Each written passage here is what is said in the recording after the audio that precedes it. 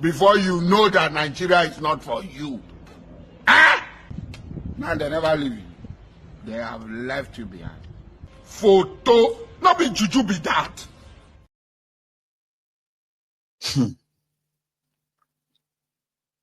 Again, for every news of happenings in Nigeria, there are victims, real life victims, who have become so hopeless. Like they have come to understand that this must be the system that is the weapon fashioned against them. It doesn't really take that much time to know. Even if you think you have money. Because like some people will say the reason why, the BS comes your way is because you're poor. You see, when you have a faulty, failed, corrupt, compromised system like you have in Nigeria, even the rich are not safe. And I'll keep reminding all of you that you are rich doesn't mean that you're safe. You probably just have enough money to fund your problems or the problems that a failed system will always push your way. Yeah, terrible infrastructures, destroying your personal belongings, spending so much money on maintenance and all that stuff, pretending that everything is fine. Then to prevent yourself from being kidnapped, you get yourself some private security. That's not enough. You decided to even get yourself a bulletproof vehicle just in case, you just don't know. And in all of that, right, it is just to get a good medical care. The one that you can afford, though, like you have money, don't forget to, you have money. Medical care. Then boom, Nigeria happened to you. Remember that guy called Salome? I think he's called Salome. The Salome guy who is a comedian, like a skit maker like that.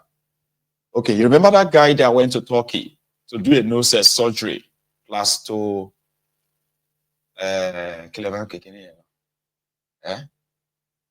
Anyway, you'll see his face very soon. He made a video. And the reason why I'm sharing this with you is, number one, I empathize with him. We sympathize with him and his mom. Right. So he said that his mom is fine. His mom was fine and she has cancer and then she's been going through chemotherapy and all of that stuff. So in a nutshell, money is not the problem, but the system. And somebody said, if this didn't happen to his mother, somebody like this guy and many like him will probably just keep making skits, jokes about every other serious stuff happening in that place because they are not really affected. But when they are affected, they will automatically come back to reality. I mean, life is not a skit, right? So the same content producer, content creators, you call them, who have sizable number of followers, young people, old people, name it. They will pretend that what is going on in that contraption doesn't really affect them. And if you dare try to call their attention to it, they will tell you, you want them to lose their brand. Acting like they are immune from the consequences of bad governance. Nobody is, including you watching me from abroad. You are not immune from the consequences, bad consequences of failed system. I am not immune. None of us is. You know what I'm talking about. There are some calls, there are some, if your phone suddenly start ringing right now, you're going to go straight into panic mode. Hey, God. Why is she calling me? Alaye, pick your phone. This is my brother. What is today? Today is Friday. What is today's date? Oh, today is No, you can't be calling me. Something must be wrong. You are so afraid of picking their call because you know that could be the worst news you have been trying to avoid, secretly telling yourself, right, that it's not going to happen to you. Then boom, Nigeria happened to you. And you're right there in that your comfort room, tearing your eyes out. That is what Nigeria is. None of us is immune. None of us. We probably can pretend more than one another. But in reality, right? Failed system, bad governance, corrupt, compromised system, right? Hurts everybody, including the rich. Salome. Our medical team, the medical team, the doctors of Nigeria, they are terrible. A lot of them are terrible. You can't believe that my mom, who was diagnosed of cancer, who is undergoing chemotherapy, who is seriously reacting to chemo at the point of death. In fact, we stay on the island, rushed her to a hospital in Orchid Road. They now said, no, we have to take her back to Lutz, where she took her first chemotherapy shots. That we have to take her there. If not, she might not make it. If you see my mom now, she's a skeleton of herself. That she might not make it. They gave us a note. Do you know who took my mom to Lutz? The hospital refused to let her in. They now pointed us to a test center beside Lutz that we should go and do it. We now took the result back to the hospital. We took the result back to the hospital. They refused to let my mom in. They locked us outside the gates. They locked my mom and my younger sister and somebody else I sent to escort them. They locked them outside the gate of the hospital. I said, I've been calling and calling. Oh yeah, give the security man. Let this woman in. She cannot even stand. I literally backed my mom because I was the one who took her to the Orchid Road hospital. My mom can't even stand. She's almost lifeless. But these guys are so unempathetic. The security man said no, they can't let her in. Until her result that she did in that lab is out 3 hours from now. And also, okay, please, can I speak to any doctor? They say it's only a doctor that can permit them to open the gates. Imagine leaving a critical patient outside the hospital, like outside the hospital, without chair, somebody that cannot stand, that they are backing my mom. Finally, if a doctor first came, please, can you collect the doctor refused to collect the phone. He just went out. Then the doctor, my sister said, told her that after the result is out in 3 hours time. He came out. I was begging this doctor. This doctor said that, no, she has to stay outside. I said, okay, can you go and see my mom to do that? You will see, maybe you won't have pity. This guy literally walked out. And sometimes we will make content about how nonchalant doctors are, how unempathetic some doctors are, because I've made several content like that. You guys would think we are lying. They are so unempathetic. If somebody is ill in this Nigeria, the person can just die. You are seeing a lifeless woman that cannot stand. This is just me that, okay, I said, okay, I just went to pick some things at home. Calling them, use Uber, let me go and pick some things before I come to the mainland. Use Uber and take her there. For me to call, that's when I'm hearing all these things. I'm about driving from the island to the mainland right now. I'm about driving there, but I just said I should quickly make this because before I reach that mainland, it will be more than 1 hour drive. So I said, let me drop this in. So if there's anybody that can help, those hospitals, they need to be checked. They are terrible. Look at the people, they just want to kill my mother in that loot. Somebody that is lifeless, you kept her standing outside, unattended to, until you can't even give her a bed to lie down. I wish you guys can see my mom's condition. You understand what I'm saying? The doctors that we took her to Orchid Road first, they're even shaking their head that they doubt she will make it. And this kind of person you told to stay outside without chair, without a bed, outside your hospital. Please, they should check. I don't know who is in charge. I don't know who I can talk to, but these doctors are terrible. I'm actually going there. Please, if there's anybody that can help, please, that has a connection with Lutz, because this country is like, if you don't have connection, if you don't know people, you just die here. So, I know. It's a shame, isn't it? I've been there. There was this, my old woman, right, who had the diabetes. She was diabetic.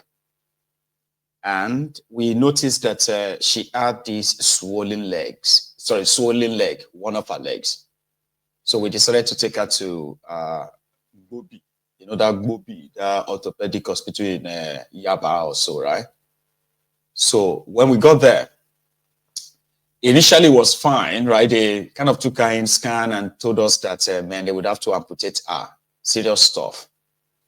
So that then took us an extra kind of like, persuasion and what have you, therapy and all that stuff to try to get her to agree.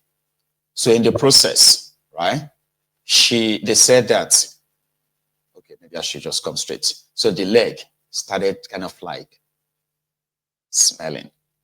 And this was due to them abandoning her. They were like, there's nothing they can do. Once we are ready, indeed, they gave her a drip. That's the water that can, they gave her a drip, and that was it. That we should decide. Like they just left her. So when they now said that that leg is now smelling, they moved the bed outside the ward, just right there in the open in Gobi. They put her outside there like that for a whole day. The old woman was traumatized even to her death. Her children live abroad. Yeah? And they are my own uncles and aunties and all that, right? Brothers. So money wasn't a problem. You see? Accessing, it's called the standard affordable health care. You get that now? Affordable. So you can say, oh, because you're poor, because I don't have money. The guy is not even like begging for any money and say, please help me raise money. No. The issue is that the way they treated his mom jolted him so much that he believes that if he lost his mom, or if he loses his mom, that Nigeria healthcare system is responsible. And then he will become a villain forever. Unfortunately, there are many of us who have been victims of this. Our loved ones have been lost over simple mistake. There are very brilliant medical practitioners in Nigeria, from Nigeria, no doubt. Except that they are not, only few of them actually have access to standard medical equipment, kind of, right? There are people who have, who have record of saying that this one is so good.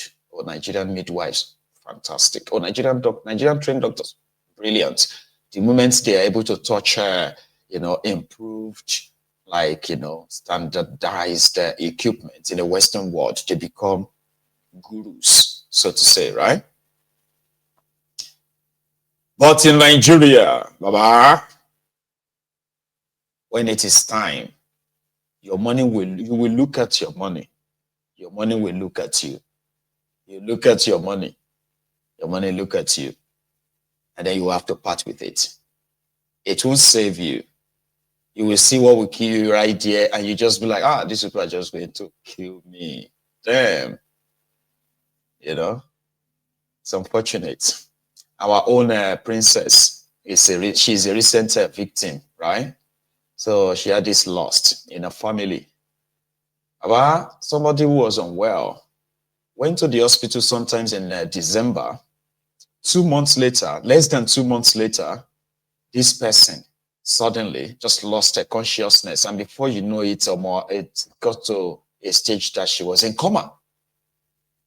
A youth couple, right?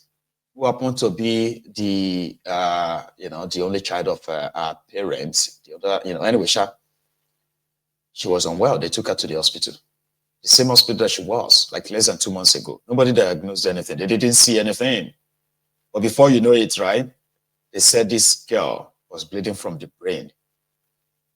Now, it took them about 2 days to even get a doctor, a specialist, to come and take a look at her so that they could recommend surgery. Like almost 2 days. I was in the US then, and she was calling us. She was crying and tearing up. They made her deposited, over one. How much was that again, Princess? 1.5 million or something. She's deposited that. But if for somebody that they do not actually care if she's probably going to die or not, they knew she was going to die. So they didn't save her. The money couldn't save her. They ended up spending over 3 million naira on her. They still lost her. A very young, promising woman. There are people who have died like that. So how can you then become somebody who live in the West. This is why I just don't feel comfortable with the Abrodian Ronukus or the what do you call them? The Mumu Madus, the Bele lecturers, the Mumu lecturers. Yes, or this Abrodian Buhari idiots. The other day I was reading somewhere where somebody was like, healthcare is so affordable in Nigeria. There are people are now traveling from the UK, from the US to go and access healthcare in Nigeria. And others were like, it's true, healthcare in Nigeria, healthcare in Nigeria. You know, when you stop by and do some medical checkup or a special procedure, right? Automatically they want you to believe that if you have money, you have access to the best health care. No, you don't. No, you don't. When they put the statistics down, you will see how vulnerable a lot of you are, even with your money, right? So when they tell you about Nigeria, and you're like, well, it's none of my business, Jerry. It is your business. You're just not paying attention yet. Hopefully, just hopefully, you realize that before it is too late, and not you being the victim that we are trying to analyze, like we do all the time on the streets, And logically, right, there are so many things that when you try to want to study Nigeria, to those of you who always have solutions, if we try to say, okay, what is the solution? We don't need to break up Nigeria. Let me tell you something. If we try to do logic doesn't work in Nigeria. Nothing is logical. Everything there is just like, like people are just like in this kind of phase or something. It is a place where just anything goes. Banana Republic is more organized than what you have in that place. I mean, come to think of it. If you have people who decided that they are repenting from a particular act, that means I'm repenting, I've repented, I'm not doing it anymore. It simply means that they are asking for forgiveness by first admitting what they have done and then promising never to go back to it. But that particular thing is ruining and destroying the society, terrorism. So if you have repentant terrorists, the number one thing that actually should normally come out of that will be the extraction of information. Information about the activities of the sect, the terrorist group, and whatever they belong to, so that it saves you a lot of billions of your money on intel, right? It saves the lives of your soldiers too. The Fulani terrorists have been massacring the local indigenous people. The Boko Haram terrorists, they themselves have been increasing their own, terrorism as well, just like they're just coming back to life again. Then you have the Lakurawas, you have the ISWAPs. Now we have the Mahmuda now. Mahmuda Triangle, no, Bermuda, that one's Bermuda Triangle, no, Mahmuda Shah anyway. So you have all of these terrorists. And then you ask yourself, hello, when you secretly made plan to be releasing terrorists who waged arms against innocent people, and they have killed like hundreds of thousands of people in a campaign of over 11 years. Abba. There must be something positive that should come out of this, your repentant arrangement, but nothing. Rather, it was just like a scheme. People's lives have become nothing, not almost. And then every now and then they flung it into all your faces and say, what do you want to do about it? Here is a group of terrorists graduating yesterday. All they have to do is to put their hands on the Quran and say they won't do it again. I no go do them again, or you are forgiven. That's it. And there is actually no single law in Nigeria that forgives terrorists. None. You get what I mean? But in Nigeria, how do you logically factor this into your logic of fixing that contraption?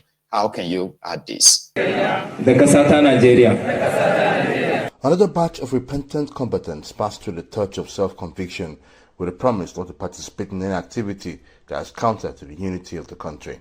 Reflect back, I see that what I'm doing is not good. That is why I felt to just repent to the Almighty God and leave what I'm doing.